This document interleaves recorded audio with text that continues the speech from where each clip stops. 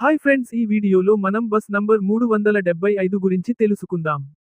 Haunted bus number 375 భూతాల bus. అది అమావాస్య రాత్రి. గడియారం ముళ్ళు రాత్రి 12 గంటల 30 నిమిషాలుని తాకాయి. హైవే అంతా నిశ్శబ్దం. గాలి కూడా కదలడానికి భయపడుతున్నట్టు ఉంది. రోడ్డుపై ఉన్న స్ట్రీట్ లైట్లు ఒక్కొక్కటిగా ఆరిపోతున్నాయి. ఆ నిశ్శబ్దంలో ఒక్కసారిగా దూరంగా ఒక బస్సు ఇంజిన్ శబ్దం వినిపించింది. రవి అనే యువకుడు బస్టాప్లో ఒంటరిగా నిలబడి ఉన్నాడు. అతను ఒక సాఫ్ట్వేర్ ఉద్యోగి. ఆఫీస్ పని ఎక్కువై చివరి బస్సును మిస్ అయ్యాడు.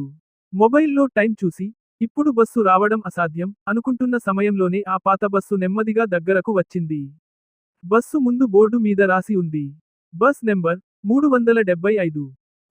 రూట్ పేరు కనిపించలేదు. బోర్డు కొంచెం కాలినట్టు, అక్షరాలు మసకబారిపోయాయి. డ్రైవర్ ముఖం నీడల్లో దాగి ఉంది. కళ్లలో భావాలు లేవు. కండక్టర్ చేతిలో పాతకాలం టికెట్ బుక్.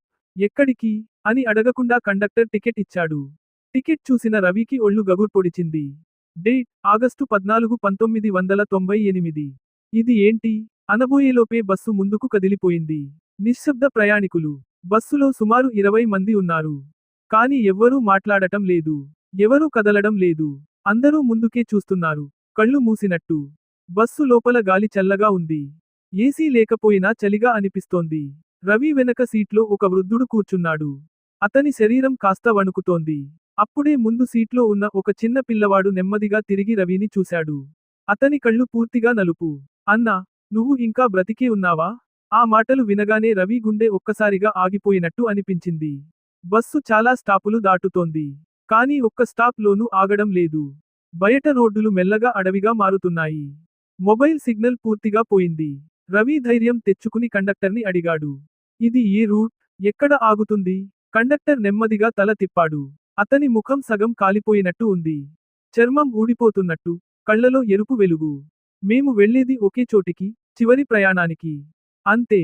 బస్సులోని లైట్లు ఒక్కసారిగా ఆరిపోయాయి. అద్దంలో కనిపించిన నిజం. రవి ముందు ఉన్న అద్దంలో తన ప్రతిబింబం చూసుకున్నాడు. అతని వెనక కూర్చున్న ప్రయాణికులకి నీడలు లేవు. వాళ్ల కాళ్ళు నేలకి తాకడం లేదు. కొంతమంది ముఖాలు పూర్తిగా కాలిపోయినట్టు ఉన్నాయి. కొంతమంది శరీరాలపై గాయాల మచ్చలు. అప్పుడే రవికి ఒక విషయానికి గుర్తొచ్చింది. భయంకరమైన చరిత్ర. 1998లో ఇదే హైవే మీద బస్ నంబర్ 375. అర్ధరాత్రి ఘోరమైన యాక్సిడెంట్. బస్సు లోయలో పడిపోయింది. 40 మంది అక్కడికక్కడే మరణించారు. బస్సు మృతదేహాలతో సహా కాలిపోయింది. ఆ బస్సు శిథిలాలు ఎప్పటికీ దొరకలేదు. ఇప్పుడు తాను కూర్చున్నది అదే బస్సు. బస్సు వేగం ఒక్కసారిగా పెరిగింది. చుట్టూ మంటలు కనిపిస్తున్నాయి. డ్రైవర్ నవ్వుతున్నాడు, భయంకరంగా. ఇంకొంచెం సేపట్లో నువ్వు మాలో ఒకడవే. రవికి ప్రాణభయం వేసింది. బస్సు ఒక పెద్ద మలుపు దగ్గరకు రాగానే అతను తలుపు తెరిచి బయటకు దూకేశాడు. ఉదయం. బలమైన శబ్దం. అంతా చీకటి. రవికి కళ్ళు తెరిచేసరికి హాస్పిటల్లో ఉన్నాడు. పోలీసులు చెప్పారు, నిన్న రాత్రి రోడ్డు పక్కన అపస్మారక స్థితిలో పడి ఉన్నావు. అన్నీ కలే అనుకున్నాడు రవి. కాని అతని చేతిలో మాత్రం ఇంకా ఉంది బస్ టికెట్. నో. 375, 1998.